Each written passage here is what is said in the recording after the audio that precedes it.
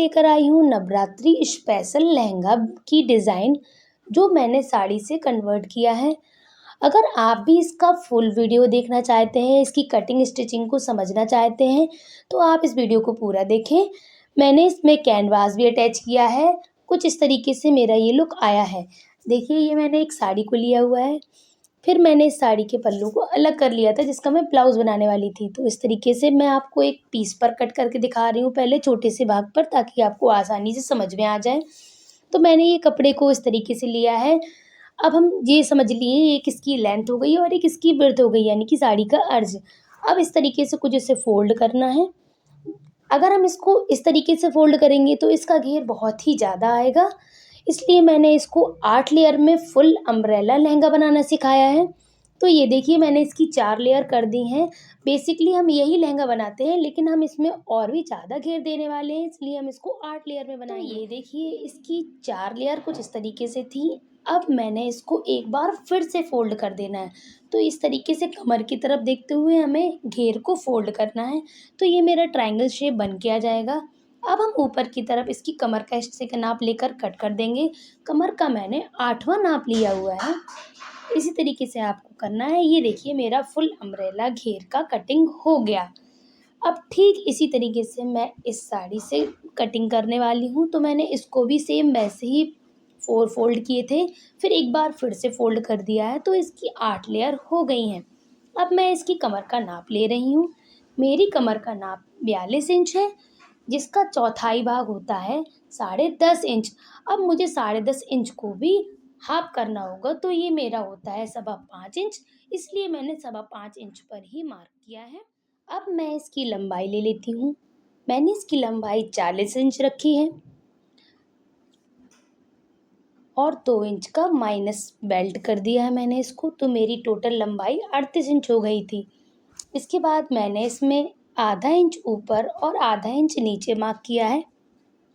अब इस तरीके से हम सारे जो भी है हमारा नाप 40 इंच में 38 इंच आया है कुछ, तो उस नाप को हम बराबर मिलाते हुए, फीते को घुमाते हुए पूरे नाप ले लेंगे। तो मैं इस तरीके से नाप ले रही हूँ। तो ये मेरा कुछ 36 इंच आ रहा था, जिसमें मुझे कलियाँ ऐड करने की ज़रूरत थी। तो मैंने यहाँ पूरा 38 इंच ही नाप रखा है। जो बची जगह है वहाँ पर मैं कलियाँ लगा दूँगी।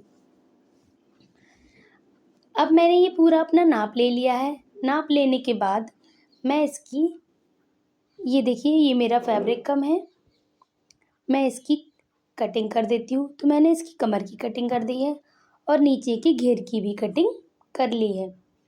अब जो मेरा फैब्रिक बचा हुआ था, मैं उसी फैब्रिक से ही अपनी कलियाँ जोड़ूंगी। तो ये देखिए, मेरे लहंगे की कटिंग हो गई है। अब जो मेरी कलियों की कमी है, अब हम उन कलियों को भी कट कर लेते हैं। तो हम वापस से उसको वैसे ही सेट कर देंगे जैसे कि ये कटिंग हुई थी। तो मैंने इसको रख दिया है। अब मैंने इसकी कलियों को सेट करना है। तो मैंने इसकी कलियों को बिछाया और इसको सेट कर दिया। और अब मैं इसका नाप लेकर इसकी कटिंग कर दूंगी। तो मैंने जो लेंथ पहले रखी थी, यानी कि 39 इंचेस, मैंने वही लेंथ आखिरी में भी चेक कर लेनी है। तो मैंने उस लेंथ के अकॉर्डिंग ही अपनी कलियां कट की हैं। आप भी अपनी लेंथ के अकॉर्डिंग ही कट करें। मेरी एक कली ये कम रह गई थी, जो कि लंबी थी, तो मैंने इसको अलग से कट किया है। अगर आपको साथ में कलियां काटने में दिक्कत होती है, तो आप भी ऐसे ही एक एक अलग अलग करके नाप ले सकती हैं। ये मेरे फर्स्ट पार्ट की कटिंग हो चुकी है। अब हम सेकंड पार्ट की कटिंग करते हैं। ये मेरा सेकंड फैब्रिक है, जो कि क्रेप है। इसको मैंने 2.5 मीटर लिया हुआ है। अब मैं इसकी 2 फोल्ड करूँगी और 2 फोल्ड करने के बाद एक बार फिर से फोल्ड करके इसका ट्रायंगल शेप बना लूँगी। अब हमें इसकी कमर का चौथाई भाग ही इस पर लगाना है, यानी कि मेरा चौथाई भाग होता है 42 से 10.5 इंच। तो मैंने 10.5 इंच कमर का सीधा मार्क लेने के बाद, इसका सेंटर लगाने के बाद, मैंने ये चेक किया है कि इसमें जो सेंटर आ रहा है वो हमारा कितना आ रहा है। तो मेरा कॉर्नर से 13 इंच आ रहा था और बीच से भी मेरा 13 इंच पर ही मार्क किया है। अब हम इसको बराबर निशान लगा लेते हैं। ये देखिए, मैंने सारे निशान बराबर लगा लिए हैं। इसके बाद अब हम इसको अच्छे से सेट कर देंगे, पॉइंट से मिला देंगे। और पॉइंट से मिलाने के बाद अब हम इसके लहंगे की लंबाई का भी कटिंग करेंगे। तो मैं इसकी लंबाई भी देख लेती हूँ। मैंने इसकी लंबाई को लहंगे की लंबाई से 2 इंच कम रखा है। मैंने इस पर 38 इंच का अस्तर लगाया है। आप भी इस तरीके से लगा सकते हैं। और इस पर 2 इंच का मैंने 1 इंच का मार्जिन ऐड किया है, ताकि हमें फ़ोल्डिंग के लिए नीचे कपड़े की ज़रूरत होगी। हाफ इंच मेरा ऊपर जाएगा और 1 इंच हमारा नीचे जाएगा।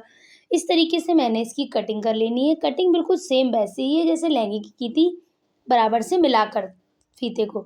इसमें भी मेरी कलियाँ की ज़रूरत थी, तो मैंने इस तरीके से कलियाँ ऐड कर ली हैं। अब मैं बेल्ट की कटिंग कर लेती हूँ। मैंने बेल्ट की कटिंग को 5 इंचेस रखा है। 5 इंचेस रखने के मेरा रीज़न ये था कि 2 इंच मेरा बेल्ट तैयार होगा और उसका फ़ोल्ड होगा 4 इंच का, और 1 इंच मैंने मार्जिन लिया है जो मेरा ऊपर और नीचे दोनों जगह फ़ोल्ड होगा। अब मैं अपने बेल्ट की कटिंग कर लेती हूँ। मैंने कप इसका जो मेन बेल्ट है फैब्रिक का, वो मैंने पल्लू के बॉर्डर से लिया था। आप चाहें तो सादा कपड़े से ही ले सकते हैं। पल्लू पे बॉर्डर था तो वो बहुत ही अच्छा लुक दे रहा था।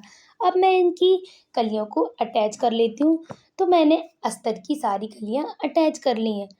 तो इस तरीके से मैंने कुछ अपनी चारों कलियों को अटैच कर लिया है। अटैच करने के बाद मेरा पूरा घेर एक सा हो गया है, ये पूरा राउंड हो जाता है। ये देखिए, अब हम इसकी साइड सिल देंगे। तो हमें सबसे पहले अस्तर की एक साइड को सिल लेना है, यानी हमें अस्तर को पूरा एक जैसा कर लेना है, वन पीस हो जाना चाहिए।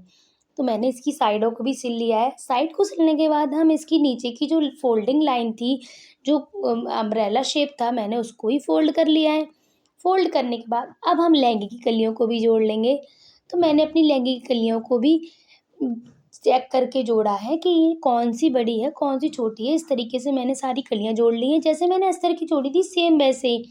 इसके बाद मैंने इसके बेस पे लेस लगानी थी, तो मैं ये मैरून कलर की मैचिंग लेस लगा रही हूँ, जिस पे गोटे का थोड़ा-सा काम है। तो ये देखिए, मैंने लेस को वन फ़ोल्ड करके अटैच किया था, तो ये मेरा लेस अटैच हो गया है। इसके बाद हम अस्तर की कटिंग करते हैं, जिस पर हम कैनवास अटैच करने वाले हैं। तो मैंने इसकी लेंथ रखी है 38 इंच। जितनी मैंने उसकी लेंथ रखी थी, इतनी ही मैंने इसकी लेंथ रखी है। अब हम इसको मार्क करते हुए कट कर लेंगे। मैंने इसको ऑरेप कट नहीं किया है, इसको सिर्फ़ सिंपली 4 फ़ोल्ड में कट किया है।